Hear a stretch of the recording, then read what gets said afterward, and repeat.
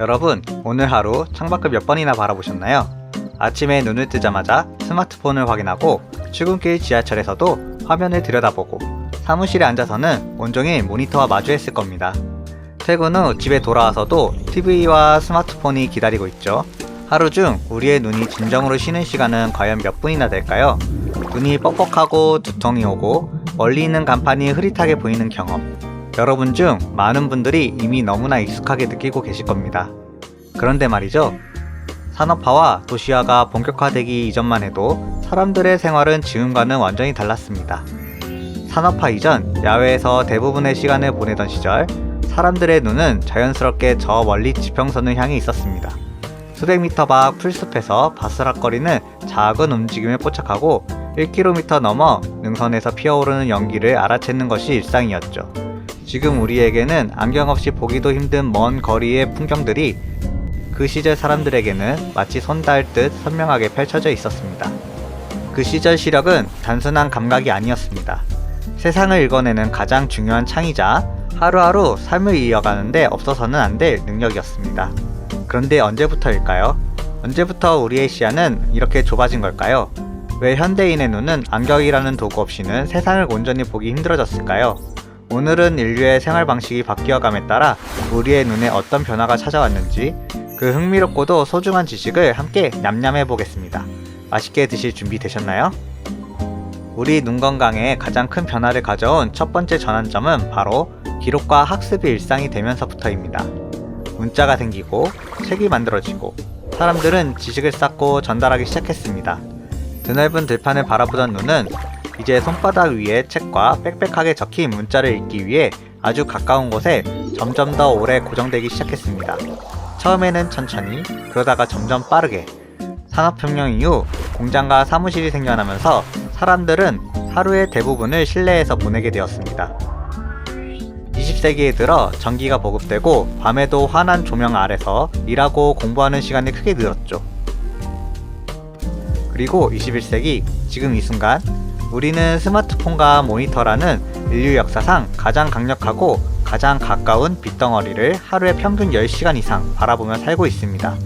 실제로 과거의 기록들을 살펴보면 놀라운 사실을 발견할 수 있습니다. 야외 활동이 주를 이루었던 전통적인 공동체에서는 시력 문제가 거의 발견되지 않았습니다.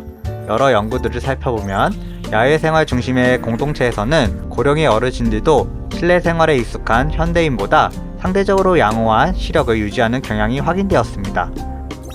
생활 환경이 시력에 얼마나 큰 영향을 미치는지를 잘 보여주는 결과입니다. 80대와 20대, 나이는 무려 60년 차이가 나지만 시력은 오히려 야외 생활을 해온 노인이 더 좋다는 이야기입니다. 이 하나의 사실만으로도 우리가 지금 눈에게 얼마나 가혹한 환경 속에 살고 있는지 실감이 되시지 않으신가요? 물론 세상은 점점 정교해지고 편리해졌습니다. 지식은 넘쳐났고 문명은 눈부시게 발전했죠.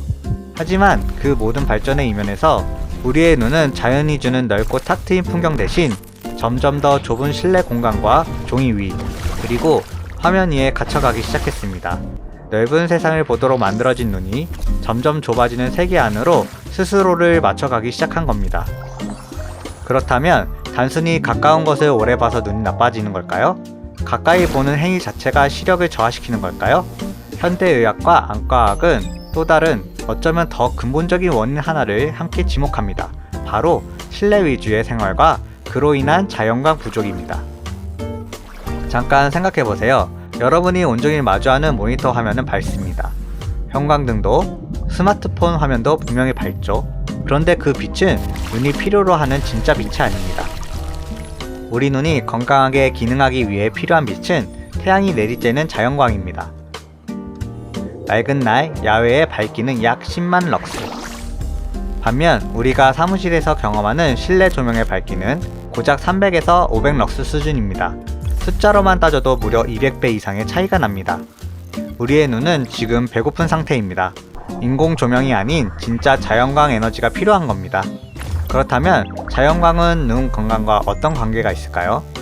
우리 눈의 망막은 자연광, 즉 햇빛을 충분히 받았을 때 도파민이라는 신경 전달 물질을 원활하게 분비합니다.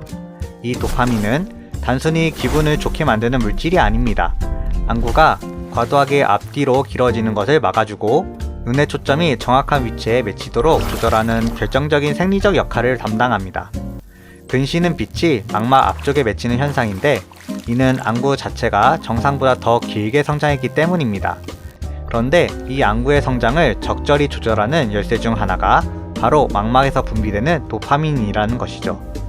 햇빛이 부족한 환경에서는 도파민 분비가 줄어들고 그 결과 안구는 성장을 적절히 억제받지 못한 채 조금씩 길어집니다. 그리고 그 결과는 우리 모두가 이미 알고 있는 바로 그것, 근시입니다. 실제로 최근 수십 년 사이 전 세계적으로 근시 인구가 급격히 늘어나는 것도 이와 무관하지 않습니다. 특히 실내학습 시간이 긴 나라일수록 근시 비율이 높게 나타난다는 통계는 야외 활동과 자연광이 눈 건강에 얼마나 중요한지를 잘 보여줍니다. 야외에서 활동하는 시간이 많은 사람들이 좋은 시력을 유지하는 이유, 이제 조금 이해가 되시나요? 매일 충분한 자연광을 공급받은 눈은 망막이 꾸준히 도파민을 분비하며 건강한 상태를 유지할 수 있습니다. 반면 실내 조명과 모니터 빛 아래에서만 지내는 눈은 그 가장 기본적인 자극을 잃어가고 있는 셈입니다. 생활 방식은 완전히 바뀌었습니다. 지금 당장 모든 것을 내려놓고 들판으로 나갈 수는 없으니까요. 하지만 우리 눈이 원하는 본질은 변하지 않습니다. 자연광, 그리고 멀리 보는 시간.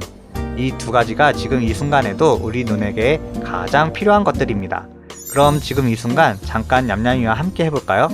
지금 보고 계신 화면에서 딱 한 번만 고개를 창문 쪽으로 돌려보세요.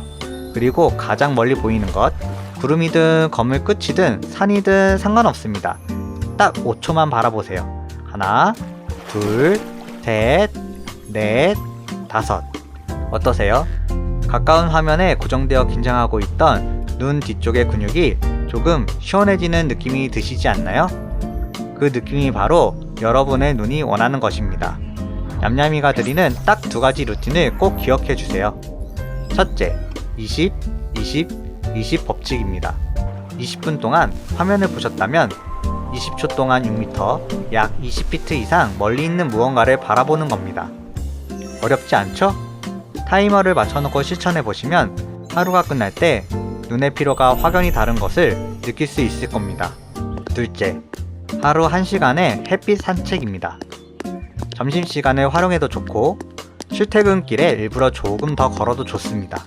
중요한 것은 인공 조명이 아닌 진짜 자연광 아래에 있는 시간을 하루에 최소 1시간 확보하는 것입니다.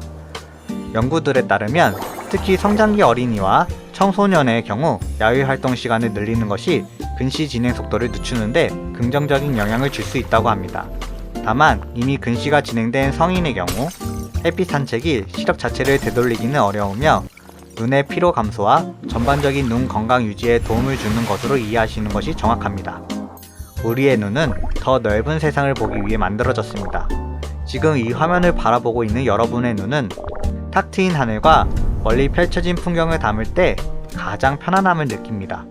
가끔은 복잡한 디지털 세상 화면을 잠시 내려놓고 저 멀리 펼쳐진 푸른 하늘과 유유히 흘러가는 구름을 바라보는 시간을 가져보세요. 그것이 우리 눈에게 줄 수 있는 가장 자연스럽고 값진 선물일 테니까요. 오늘 냠냠이와 함께한 지식 맛있게 드셨나요? 우리 눈의 역사와 햇빛의 비밀 잘 소화하셨길 바랍니다. 다음 시간에도 알차고 맛있는 지식으로 찾아오겠습니다. 지식 냠냠이었습니다.